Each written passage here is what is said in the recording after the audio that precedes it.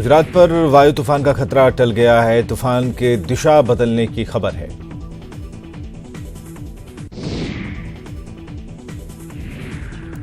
तूफान से प्रभावित होने वाले इलाकों से 3 लाख लोगों को सुरक्षित जगहों पर पहुंचाया गया है। तूफान के खतरे को देखते हुए कुल 80 ट्रेनें कैंसिल की गई हैं।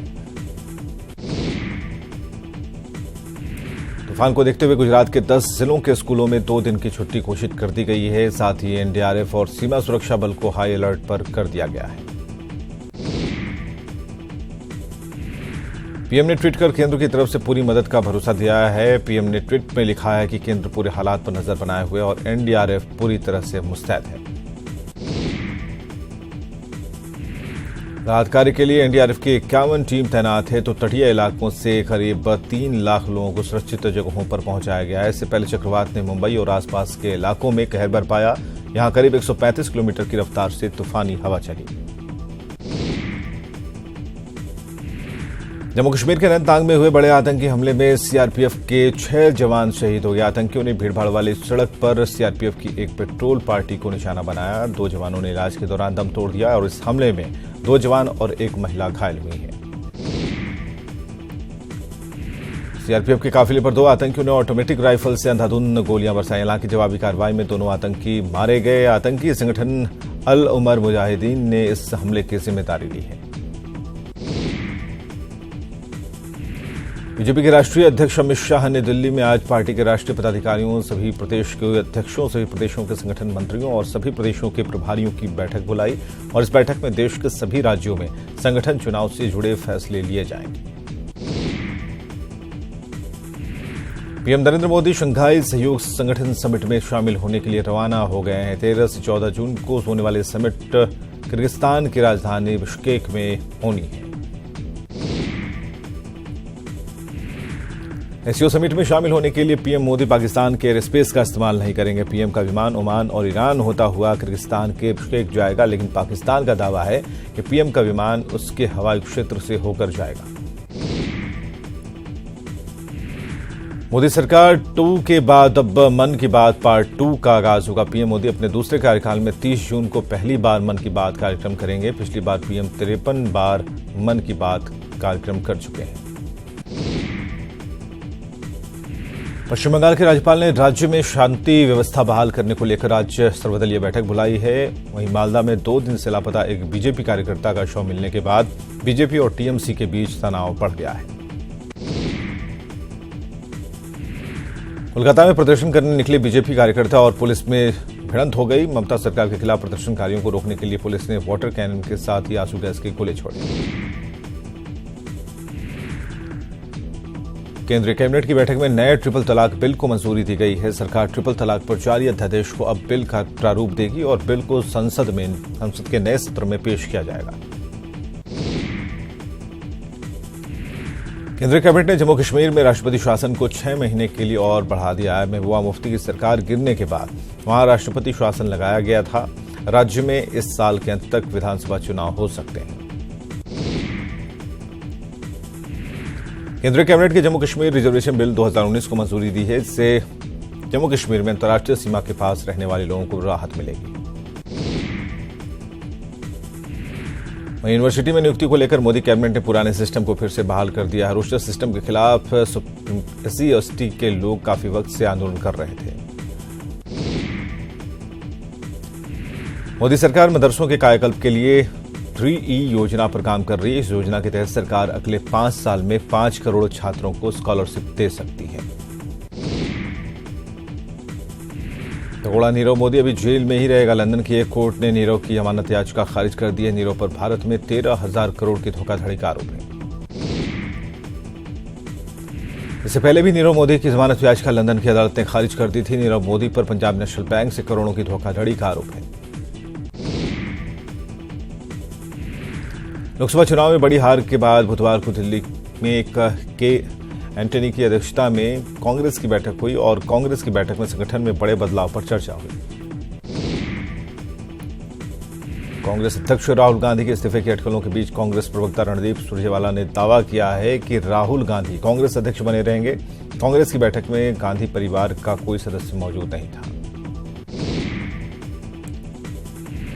मिशन मून के तहत भारत ने चंद्रयान 2 को लॉन्च करने की तैयारी पूरी कर ली है। इसरो 15 जुलाई को चंद्रयान 2 को लॉन्च करेगा। चंद्रयान 2 चंद्रमा की सतह से 30 किलोमीटर की ऊंचाई से नीचे आएगा, जो इस मिशन की सबसे बड़ी चुनौती होगी। लॉन्च के बाद चंद्रयान 2 अगले 16 दिन में पृथ्वी के चारों तरफ 5 बार ऑर्बिट बदलेगा। इसके बाद 6 सितंबर को चंद्रयान 2 चांद के दक्षिणी ध्रुव के पास लैंड करेगा। इसरो ने चंद्रयान 2 की लॉन्चिंग मार्च 2018 में तय की थी। इसे लॉन्च व्हीकल GSLV MK-LLL के जरिए स्पेस में भेजा जाएगा, जो पूरी तरह से स्वदेशी है। चंद्रयान 1 मिशन में भारत ने रूस का सहयोग लिया था। अंतरिक्ष में ताकत बनने के लिए कैबिनेट ने डिफेंस स्पेस रिसर्च ऑर्गेनाइजेशन के संगठन को मंजूरी दी है। DSRO को स्पेस में युद्ध के लिए तकनीकी और प्रौद्योगिकियों को विकास करने का काम सौंपा गया है। वहीं आर्मी और वायुसेना साथ मिलकर लापता विमान AN-32 के मलबे तक पहुंचने की कोशिश कर रही है। प्लेन का मलबा मिलने के बाद अब इसमें सवार 13 लोगों की तलाश तेज कर दी गई है। बिहार में STF ने चुन्नू ठाकुर गैंग के 8 अपराधियों को गिरफ्तार किया। गिरफ्तार अपराधियों के पास से STF ने 8,68,000 रुपए बरामद किए।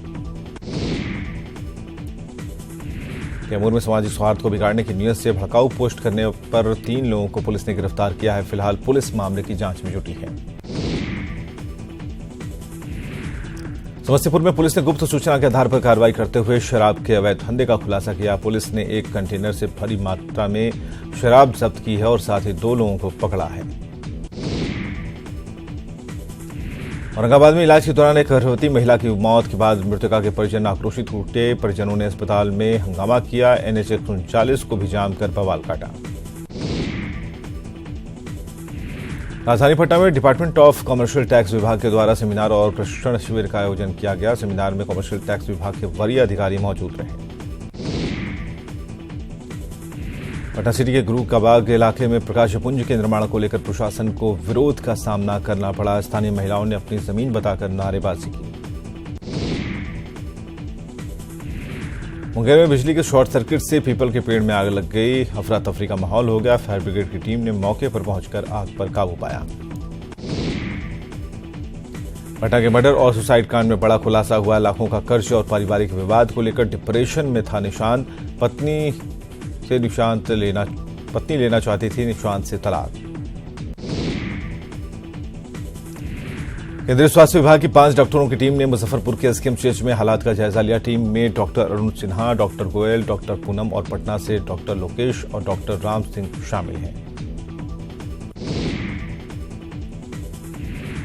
स्वास्थ्य सचिव के मुताबिक अब तक SKMCH में 28 बच्चों की मौत हुई है। वहीं केजरीवाल हॉस्पिटल में अब तक 7 मौत की पुष्टि हुई है। स्वास्थ्य सचिव ने कहा कि 12 जिलों में 222 स्वास्थ्य केंद्र में इलाज जारी है। RLSP ने बिहार के समाज कल्याण विभाग में करोड़ों के घोटाले का आरोप लगाया। उपेंद्र कुशवाहा ने आरोप लगाया है कि 2018 में करीब 34,000 स्मार्टफोन की खरीद 9,000 की दर से की गई थी, जबकि बाजार मूल्य के हिसाब से एक स्मार्टफोन की कीमत 7,000 के आसपास थी। मधुबनी के झंझारपुर थाना क्षेत्र में पंचायत ने तुगलकी फरमान सुनाते हुए एक नाबालिग लड़की और उसके भाई की बेरहमी से पिटाई कर दी। छेड़खानी का विरोध करने पर दबंगों ने पंचायत बिठाकर लड़की का बाल मुंडने का फरमान सुनाया। बिहार में बड़े पैमाने पर नियोजित शिक्षकों की बहाली होगी। सरकार ने प्राइमरी और सेकेंडरी स्कूलों में 1,18,000 शिक्षकों की बहाली का ऐलान किया है। जुलाई में 8वीं तक के शिक्षकों के नियोजन के लिए शेड्यूल जारी किया गया। सीएम नीतीश कुमार एक्शन में। सीएम ने पटना में ऊर्जा विभाग की समीक्षा की, जिसमें ऊर्जा मंत्री विजेंद्र यादव के साथ विभाग के प्रधान सचिव मौजूद रहे। पूर्णिया के भवानीपुर थाना इलाके में एक नाबालिग लड़की के साथ दुष्कर्म का मामला सामने आया है। पीड़िता के बयान पर भवानीपुर थाने में अमरजीत नाम के युवक पर प्राथमिकी दर्ज की गई है। आरोपी अभी भी पुलिस की गिरफ्त से बाहर है। बेगूसराय में साहिबपुर कमाल थाने की पुलिस ने छापेमारी कर एक देसी कट्टा और एक कारतूस के साथ 3 अपराधियों को पकड़ा है। पकड़े गए तीनों अपराधियों पर कई आपराधिक मामले दर्ज हैं। सासाराम में 2 महिलाओं का शव नहर से बरामद किया गया। बेदा नहर से 2 अज्ञात महिलाओं का शव मिलने से सनसनी मच गई। पुलिस अब तक शव की शिनाख्त में जुटी हुई है। पूर्णिया सिविल कोर्ट में पेशी के लिए लाए गए कैदी फरार होने की खबर है। कैदी के फरार होने के बाद अफरा तफरी का माहौल देखा गया। सिपाही से हाथ छुड़ाकर हथकड़ी समेत वो फरार हो गया। बाइक चोरी के इल्जाम में उसकी पेशी होनी थी। औरंगाबाद की रफीगंज पुलिस ने वाहन चेकिंग अभियान चलाया। तिवारी बिघा बस स्टैंड के पास चलाए गए चेकिंग अभियान में ट्रैफिक नियमों का उल्लंघन के आरोप में कुल 13 बाइक्स को जब्त किया गया। इससे जुर्माने की वसूली की गई। बोधगया के institute of tourism and travel के द्वारा प्रशिक्षण के बाद सर्टिफिकेट वितरण समारोह का आयोजन किया गया। समारोह में जापानी भाषा के 36 और थाई भाषा के 38 बच्चों को प्रमाण पत्र देकर सम्मानित किया गया। शिवहर में सरकार के एक फैसले ने कई छात्रों का भविष्य अधर में डाल दिया है। पिछले 3 साल से चल रहे डिग्री कॉलेज की मान्यता रद्द करने से छात्र परेशान हैं। डिग्री कॉलेज को फिर से शुरू कराने की मांग को लेकर स्थानीय लोग अब आंदोलन के मोड में हैं। भागलपुर स्थित बिहार कृषि विश्वविद्यालय ने 6 हफ्ते का ऑनलाइन कोर्स को शुरू किया है। मैसिव ओपन ऑनलाइन कोर्स के माध्यम से 6 हफ्ते का कोर्स कृषि उद्यमिता पर आधारित है। मधेपुरा में किसान सम्मान निधि योजना के तहत मिलने वाली राशि को पाने के लिए सैकड़ों किसान परेशान हैं। महीनों पहले आवेदन देने के बाद भी किसानों को अब तक इसका लाभ नहीं मिला है।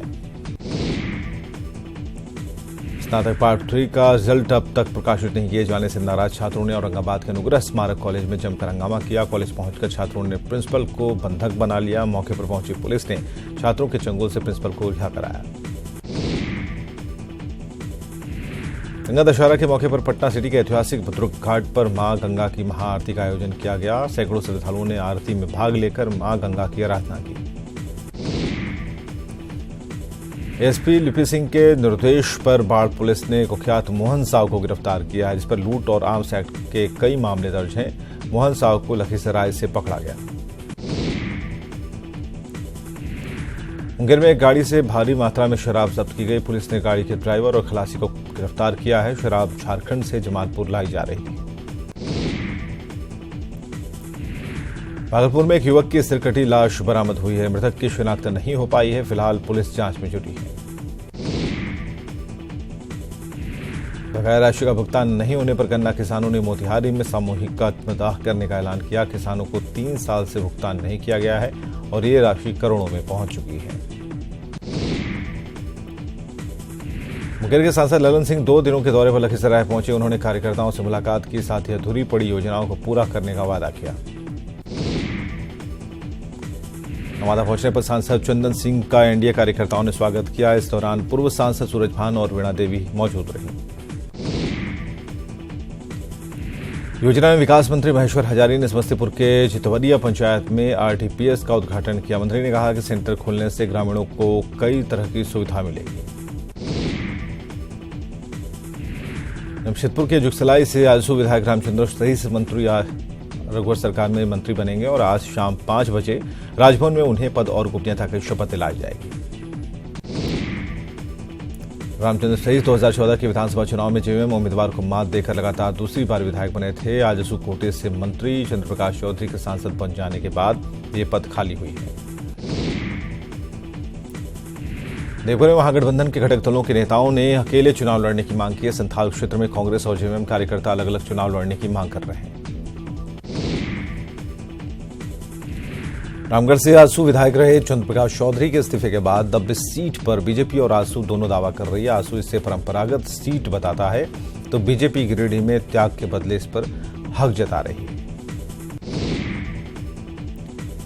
झारखंड बीजेपी महिला मोर्चा ने पदाधिकारियों ने मुख्यमंत्री से मिलकर लोकसभा चुनाव में बीजेपी के बेहतर प्रदर्शन के लिए बधाई दी और विधानसभा चुनाव को लेकर भी उसी तरह काम करने को कहा। झारखंड जेडीयू के दक्षिण छोटानागपुर प्रमंडलीय स्तर की बैठक आयोजित की गई। बैठक में संगठन को मजबूत करने पर चर्चा की गई। विधानसभा चुनाव में पार्टी के मुद्दों पर भी चर्चा हुई। जेडीयू प्रमंत्री सीपी सिंह के बयान पर जेएमएम ने तंज कसा। पार्टी नेता विनोद पांडे ने कहा कि सहयोगियों के बारे में बीजेपी का नजरिया क्या है, ये सार्वजनिक हो गया है। लोकसभा चुनाव में करारी हार पर कांग्रेस में घमासान जारी है और ऐसे में विधानसभा चुनाव में किस चेहरे को लेकर कांग्रेस मैदान में उतरेगी, इसे लेकर पार्टी के भीतर और बाहर सवाल उठने लगे हैं। रांची रेलवे स्टेशन रोड स्थित फुटपाथ दुकानदारों को हटाने पर नगर विकास मंत्री सीपी सिंह ने नाराजगी जताई है। फुटपाथ दुकानदारों से मिलकर सीपी सिंह ने दोबारा दुकान लगाने का निर्देश दिया। क्रिकेट एसोसिएशन ऑफ बिहार के सचिव आदित्य वर्मा ने सीएम रघुवर दास से मुलाकात की और झारखंड में खेल के विकास के लिए किए जा रहे कार्य की सराहना की। राजशिला के जादूगोड़ा यूसीआईएल तुरामडीह माइंस में मजदूरों की हड़ताल जारी है। बीजेपी सांसद विद्युत वरण महतो, बीजेपी विधायक मेनका सरदार और यूसीआईएल के अधिकारियों के साथ अलग अलग वार्ता से अब तक कोई नतीजा नहीं निकला। गुमला के भरनों में 5 परिवारों का सरना धर्म में वापसी हुई है। मसिया महुआ टोली का 10 परिवार ईसाई धर्म अपनाया था, लेकिन विभिन्न सामाजिक संगठनों की पहल पर 5 परिवारों ने फिर से सरना धर्म अपना लिया। गिरिडीह के पुराने पुलिस लाइन परिसर में मेयर के बॉडीगार्ड ने खुद को गोली मारकर खुदकुशी कर ली। मृतक राहुल बिहार के बक्सर का रहने वाला था।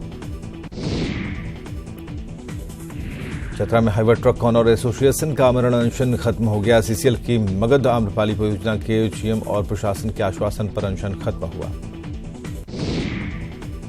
राजधानी रांची में तेज हवा के साथ बारिश से तापमान में गिरावट आई है। इससे लोगों को गर्मी से फौरी राहत मिली। डेंगू और चिकनगुनिया जैसी बीमारियों के प्रकोप से राजधानी को बचाने के लिए रांची नगर निगम ने कमर कस ली है। 17 जून से निगम की एक टीम शहर के सभी वार्डों में घूमकर लोगों को जागरूक करेगी।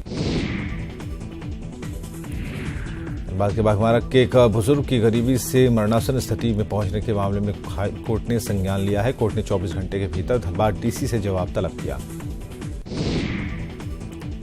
बिहार झारखंड के नवनियुक्त प्रधान आयकर आयुक्त एसडी झा ने टैक्स वसूली को लेकर अपनी प्राथमिकता बताई और साथ ही करदाताओं से समय पर और सही तरीके से टैक्स देने की अपील की।